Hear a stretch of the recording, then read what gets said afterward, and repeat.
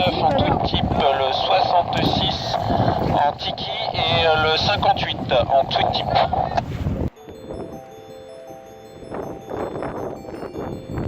Nous sommes ici sur le championnat de Bretagne de kite foil longue distance.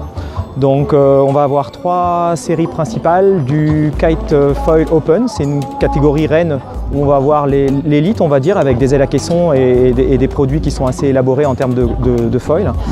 Une deuxième catégorie qui est ouverte l'année dernière à la voile, qui est la Formule 41, qui permet aux foilers disposant de 4 ailes à boudin de naviguer. Et enfin, on a 2 autres séries qui sont couplées, la directionnelle et le twin tip, qui vont donc aussi concourir simultanément sur les départs.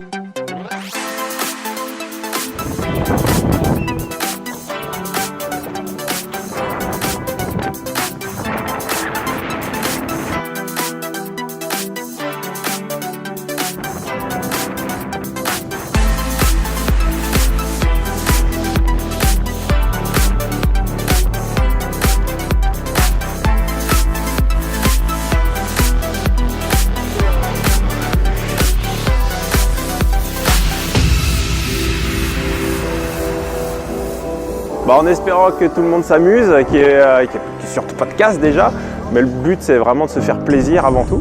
Là c'est un championnat de Bretagne, donc c'est pas non plus le championnat de France, mais ça reste dans des conditions relativement faciles, avec beaucoup moins de stress pour les concurrents.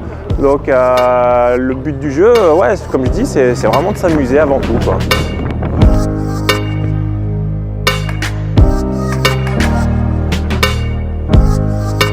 Les conditions de vent pour aujourd'hui sont relativement favorables. Pour l'instant, on est sur un petit sud-ouest qui va virer un petit peu ouest-nord-ouest. Donc là, pour le moment, sur le bateau comité, on a 12-15 nœuds. Ça devrait monter un tout petit peu, mais pas beaucoup plus. Donc c'est des conditions idéales pour le foil, entre autres. Pour le twin tip, ça risque d'être un petit peu plus dur, mais comme c'est un parcours qui descend au vent, du coup ça le fait très bien, quoi. Voilà.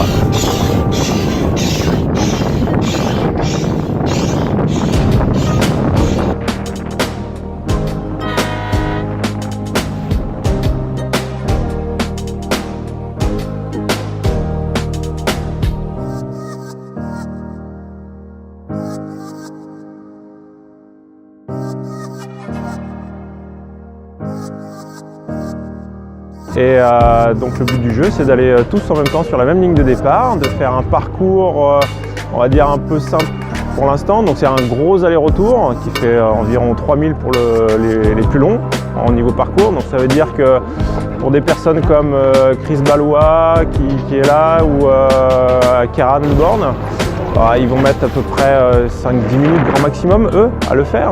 Donc ça va être très rapide pour eux en foil.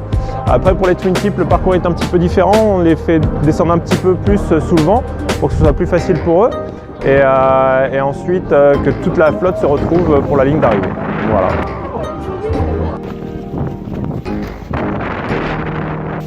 Trois, deux, un, go!